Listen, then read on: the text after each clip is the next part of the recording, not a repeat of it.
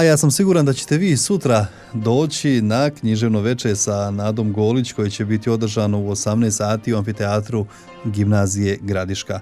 Književnica Nada Golić čitaocima i posjetiocima će predstaviti 2 nove knjige.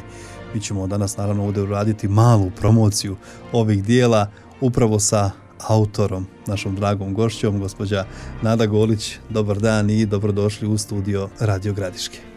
Dobar dan vama u studiju i slušaocima Radio Gradiške. Da li imate možda tremu pred sutrašnju manifestaciju, događaj? Kako se osjećate? Da, treme stvarno nemam.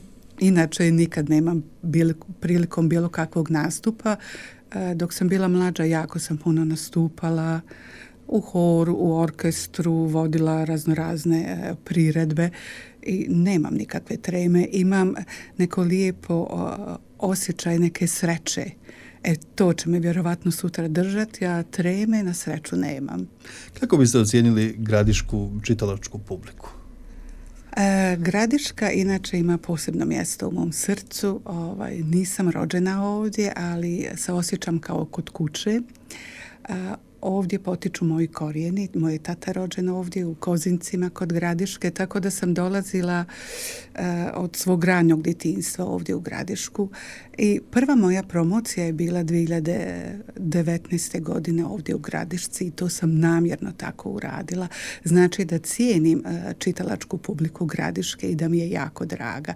Tad su me izuzetno prihvatili, jer moja prva promocija je tada bila u restoranu Carpe Diem.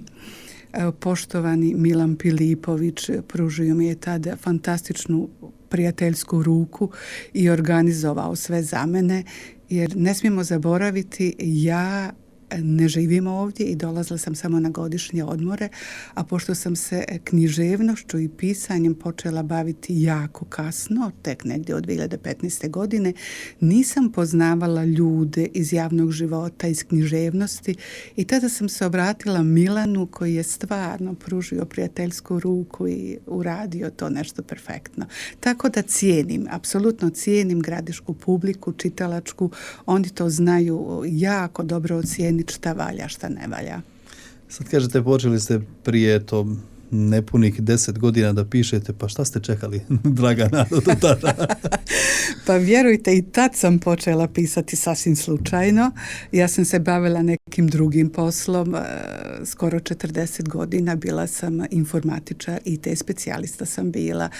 Jako neobično i čudno za jednu ženu, pogotovo 1980. kad sam krenula u Željezari Zenci u elektroračunskom centru. I to sam radila sa jako puno ljubavi i mislila sam da je to moja najveća ljubav, moj posao, moj hobi. Da bi 2015. godine u Holandiji, već sam tad bila u Holandiji, pa znate, na poslu se stvore i prijateljstva. I jedna moja radna kolegica i jako dobra prijateljica slušala je tako moje priče i života i svega i znala mi je reći, zašto ne napišeš knjigu, Nado? Kažem ja... Je li ona, oprostite, bila naša odavde, da kažem? Ne, ona je baš prava Holanđanka, gospođa Albert se zove. Kažem ja, Noela, pa ja nisam nikad pisala, ja sam jako puno čitala u životu, mama mi je pričala, toga se sjećam, da sam već sa 5,5 godina znala čitati. I od tada ja nisam nikad prestala čitati. Ja i danas dan jako puno čitam, nema dana da nešto ne pročitam i da nešto ne napišem. I onda sam joj rekla, znaš šta, ja bi možda i nešto mogla napisati, ali ja sam jako puno zaboravila od svog života. Znate, kad imate neki život koji baš nije sjajan, u početku onda pokušavate po onoj Andrićevoj da se svetite životu zaboravom. I ja dosta svog života zaboravila, a ona meni kaže ovako, pa znaš šta, sjeti se ti, a knjiga će se sama napisati. Kažem ja njoj, pa nije to baš tako lako, ja trebam napisati na holandskom jeziku, jer moja prva knjiga je bila na holandskom jeziku. I stvarno, ja sam se sjetila života, knjiga se napisala, nije sama, pisala sam je ja. I mogu vam reći da sam jako ponosna na to. Knjiga je doživjela jako veliki uspjeh u Holandiji. O čemu ste pisali? To je bila moja autobiografija. Prva knjiga je bila moja autobiografija napisana na holandskom jeziku i doživjela je jako veliki uspjeh u Holandiji, bila im je interesantna. Ja sam pisala tako o nekim temama o kojima čovjek ne priča, rado čuti, pričala sam o svom životu, malo sam spomenula i rat Iako sam željela biti apsolutno neutralna, rat sam spomenula samo u kontekstu onoga što je mene dodirlo i što je dodirlo moje roditelje, a ništa drugo. U stvari prisala sam o svom životu i željela sam prenijeti neku poruku mlađim generacijama kako nešto treba bolje u životu uraditi. Inače svaka moja knjiga nosi poruke, čak i ova druga, odnosno treća, ovo je sad treća i četvrta knjiga po redu, Dnevnik moje majke, nosi jednu fantastičnu poruku čitaocima.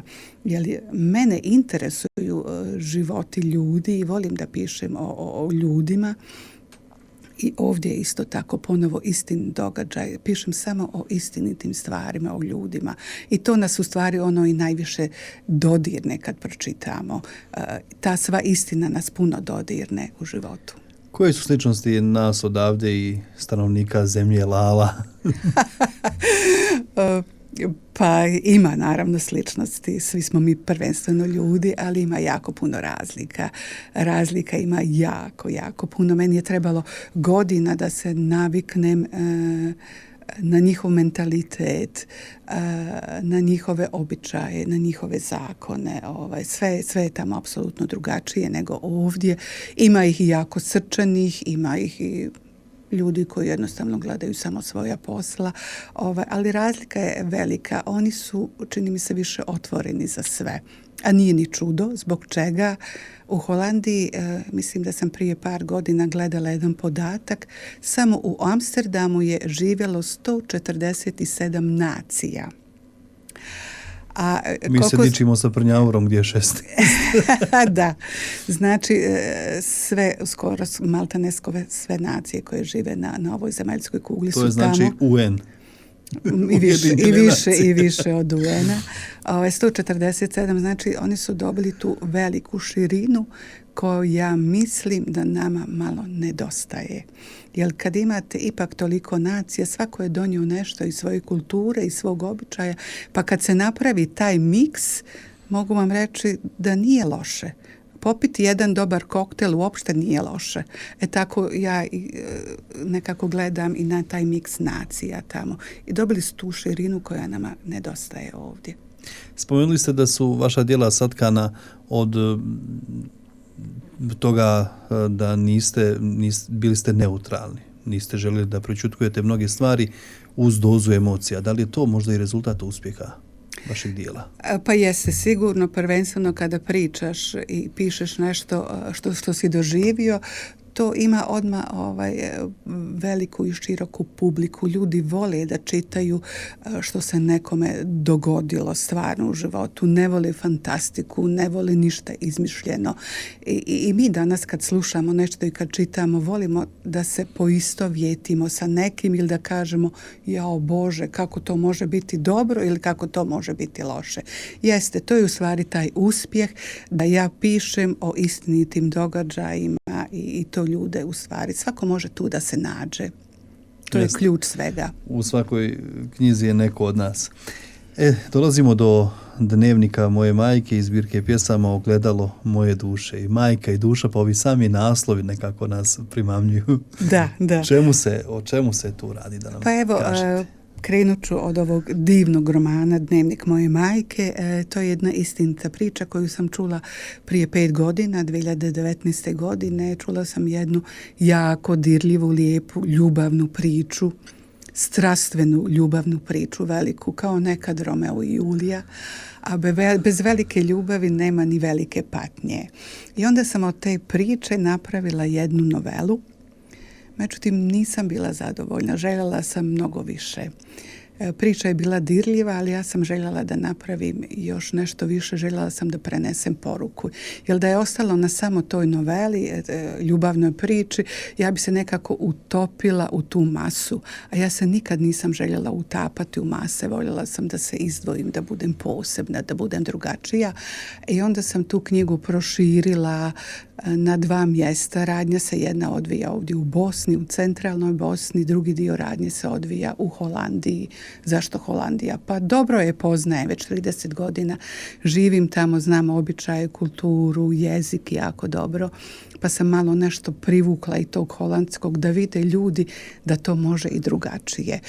Ubacila sam tu malo i drugi evropskih zemalja, Portugala, Lisabona, svega pomalo. Koktel jedan. Jedan veliki lijepi koktel, tu širinu sam pokušala da stavim. Inače je knjiga puna dualnosti, da ljudi mogu da ocijene i vide šta je to dobro, a što je loše. Osim ženskih likova, navela sam i 3 muška lika. I to jako sam je dobro analizirala. Prvenstveno sam im dala isto obrazovanja. Sva 3 čovjeka su visoko obrazovani, završili su fakultete. 2 u romanu se nalaze na području Bosne, jedan je Holanđanin i onda sam htjela da pokažem čitaocima šta znači podneblje za razvoj jedne duše, jednog čovjeka, šta znači škola i šta znači odgoj. I tu se u stvari vidi taj dualizam koliko evropski čovjek može da bude drugačiji od našeg, zbog čega i radi čega. I šta radi u stvari, šta radi okolina, šta rade kompleksi od čovjeka, odgoj, zatvorenost koja može da upropasti puno toga, šta radi novac od čovjeka, jer onda baš može da ga jako puno promijeni. Tako da osim ženskih likova ima i u 3 glavna muška lika, što mi je jako drago. Ja mislim da će knjiga biti interesantna mnogo i muškoj publici, jer ima tu svega pomalo. I nadam se da će i muška publika čitalačka puno čitati kao i ženska. Po samim tim što ste sad tako to predstavili, već ste nas zaintrigirali. Da, nadam se da jesam. Da. A ova druga knjiga, zbirka pjesama Ogledalo moje duše, i ni taj naslov nije slučajno. U biti kod mene se ništa ne dešava slučajno. Čak i moja prva holandska knjiga, kad bi je preveli na srpski jezik, da li imala je bi... prevedena? Jeste. Ja inače pišem dvojezično, to želim da naglasim. Pišem i na holandskom i na srpskom jeziku i sama svoje knjige prevodim. Ove sam knjige, Zadnji dnevnik moje majke i Ogledalo moje duše, već prevela na holandski jezik, ali ih nisam objavila, čekam jesen, želim da ove promocije sada u Bosni završim, da se posvetim tome i da uživam, a negdje na jesen ću se okrenuti holandskoj publici. Znači i ova knjiga, Ogledalo moje duše, dobila je poseban naziv, ogledalo. Zašto ogledalo? Pa nismo mi rijetko stali pred ogledalo i sami se sa sobom ispričali. Ogledalo je neki naš sagovornik, upravo sam rekla i na televiziji Gradiška. Znamo mi svi onu lijepu bajku Snježana i 7 patuljaka kada je mačeha pitala svaki put ogledalo. Ogledalo, ogledalce koje je najljepši na ovom svijetu. Tako i mi to radimo svjesno ili nesvjesno. Često mi se obraćamo ogledalu ili glasom ili mišlju da ga pitamo radimo li mi to dobro ili ne. Ja sam navela naslov Ogledalo moje duše, međutim nije to samo ogledalo moje duše, to će na kraju biti ogledalo svih nas, svih duša koje budu čitale ove moje pjesme i ovu poeziju, jer sam u stvari posvetila pjesme svima nama, ne samo sebi, svima nama. Ima tu jako puno emocija, majke, žene, prve ljubavi, bolesti, rata, prijateljstva, svih emocija koje mogu jednog čovjeka da dodirnu. Ja sam i pokušala ovdje sabrati u zbirku i sve empatije. Znači ne tiče se sve mene, sve ono što sam nekad znala čuti, vidjeti, nešto što me je dotaklo, pokušala sam napisati pjesmu o tome. Eminentna imena će sutra biti pored vas na promociji. Kad samo čitamo imena, to su važni ljudi. Jesu. Koliko vam znače njihove i kritike i savjeti? Apsolutno mi znače jako puno. To ću sutra isto tako da istaknem. Veliku ulogu je, sad ću navesti imena koja će se sutra pojaviti, veliku ulogu je odigrao naš Dario Gvozden, inače magistar srpskog jezika i književnosti. Ja sam ga prošle godine prvi put upoznala po preporuci i Dario je trebao da radi lektorski dio mojih knjiga. Međutim, kad sam s njim se vidjela i pila kafu, tad sam ga zamolila i rekla: Dario, prije nego što kreneš na posao, to je u stvari posao, ja bih željela da pročitaš ovaj dnevnik moje majke i da mi iskreno kažeš kao stručnjak da li ovdje ima kvaliteta, da li ja ovu knjigu treba da štampam ili ne. Ja sam bila u nekom dijelu možda malo i subjektivna, a baš mi je trebao jedan objektivan pregled kako sam ja to uradila. I on je rekao, zamolila sam ga, molim te, budi iskren. On je rekao, hoću, gospođo Nado. I nakon 2-3 dana on me je nazvao i rekao, ova knjiga mora i treba da se štampa. I tako je u stvari sve krenulo. Poslije su došle ove druge dvije književnice iz Banja Luke, književnica i magistar Aleksandra Čvorović, koja je inače pravila recenziju za ovaj dnevnik moje majke, je to uradila perfektno. Stvarno, kad sam čitala njenu recenziju nakon nekih mjeseci po dana, plakala sam, bilo mi je jako drago. Ona je ušla u najdublju poru moje knjige, otkrila je sve moje poruke, otkrila je sve ono što sam ja željela da prenesem čitalačkoj publici i bila sam jako zadovoljna. Razmišljala sam onako, pa Bože, jel ona to piše o meni i o mom dijelu. Tako se isto desilo i sa zbirkom pjesama koju je obradila magistra književnih nauka Ljiljana Mačkić, isto književnica. Ja inače kad tražim ljude da mi rade recenziju, lektorisanje, bilo šta, ja ih prvo pitam da pročitaju nešto od mene i tek ako stoje iza mog dijela, ako im se to dopadne, onda mi stvaramo u stvari posao. Tako sam ja zamolila i Ljiljanu, i Darija, i Aleksandru. Ljiljanu sam zamolila, pročitaj par mojih pjesama, nalaze se na mojoj Facebook stranici. Ako ti se dopadne, idemo. I ona je nakon 2 dana napisala vrlo kratku poruku koja je glasila ovako, gdje me nađe. Eto, to je bio njena poruka i onda je krenula da pravi recenziju koja je isto fantastična. Ona je to perfektno uradila. Znači, sutra na promociji u amfiteatru gimnazije bit će 3 magistra, 2 književnice. Ja mislim da će to biti stvarno fešta promocije. Da. Evo vi što kažu, tražite savjet struke prije svake važne odluke. Kako mislite, šta biste rekli sad, u kakvom je položaju danas književnost? Čini mi se da, boga mi, mnogi ne traže savjete, a objave nešto. Pišemo sve i svašta. Da, ja tražim savjet i vidjela sam se ovih zadnjih dana sa Darijom i on to zna koliko ja njega cijenim i koliko cijenim sve ove ljude koji su mi pomogli i ja to naglašavam da sam tražila od njega pomoć. To meni nije stid reći i on kaže, Nado, to samo mogu veliki ljudi. I da prihvate kritiku, naravno. Apsolutno. Znači, ja sam uvijek rekla, meni ne treba broj. Ja sam do sad napisala 4 knjige, ali mi ne treba broj, treba mi kvalitet. I oni su rekli da kvalitet postoji. Jeste. Planirate naravno i dalje da pišete? Naravno da planiram. Evo, ja sam već prevela. I naravno, pisanje i kad prevodiš nije to samo prevesti. To je roman, mora da mu uđeš u srž, ako je to moj roman. Znači, ja sam ponovo još napisala 2 knjige ta prevoda, a kad bude promocija na jesen tih holandskih knjiga, naravno da planiram ići dalje, jer imam sad vremena i otkrila sam u stvari svoju drugu ljubav, osim informatike, otkrila sam pisanje i mislim da ću se tome stvarno posvetiti. Hvala vam što ste bili gošća ovdje u studiju Radio Gradiške. Vidimo se sutra. Hvala vama što ste me pozvali. Do slušanja. Do slušanja.